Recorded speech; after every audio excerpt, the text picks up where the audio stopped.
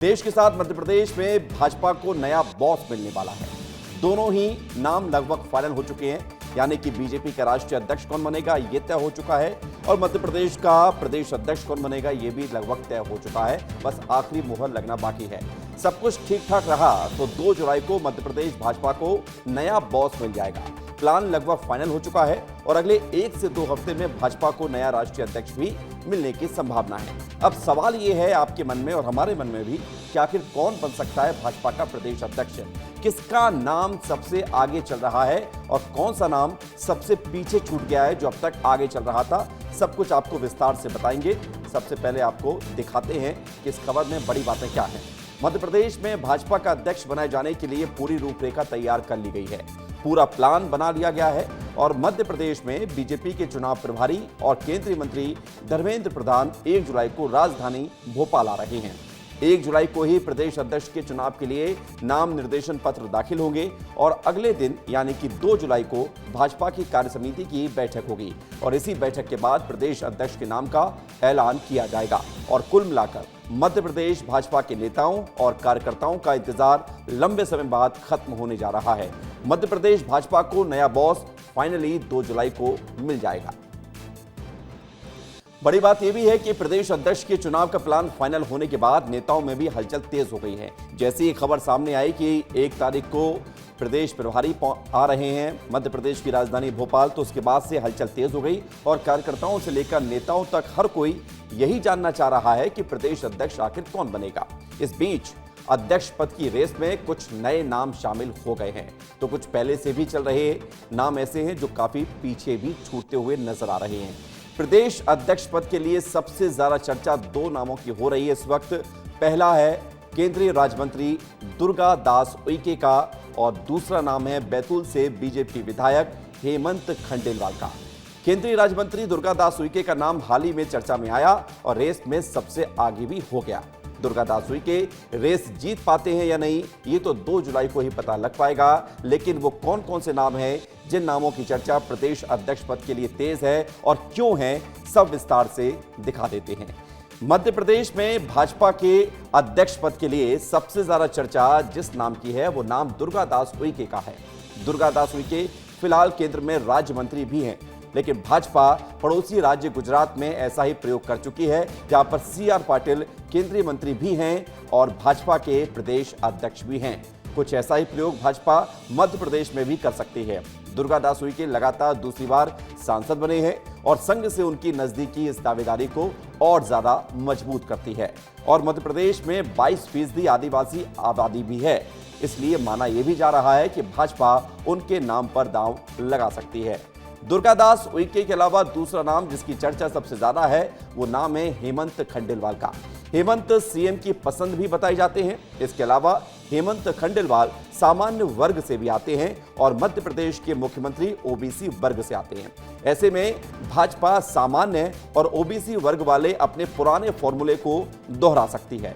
सबसे खास बात जो उनकी दावेदारी को मजबूत बनाती है वो है उनका संघ के करीब होना।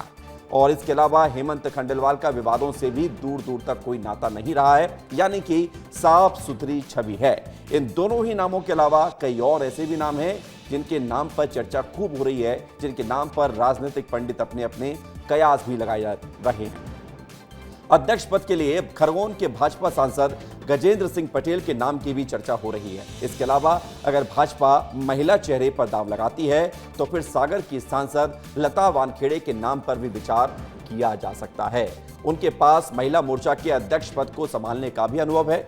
वहीं इन सब के अलावा एक नाम जो शुरुआत से अंत तक लगातार चर्चा में रहा, न कभी रेस में आगे आया न कभी पीछे गया, वो नाम है डॉक्टर नरोत्तम मिश्रा का।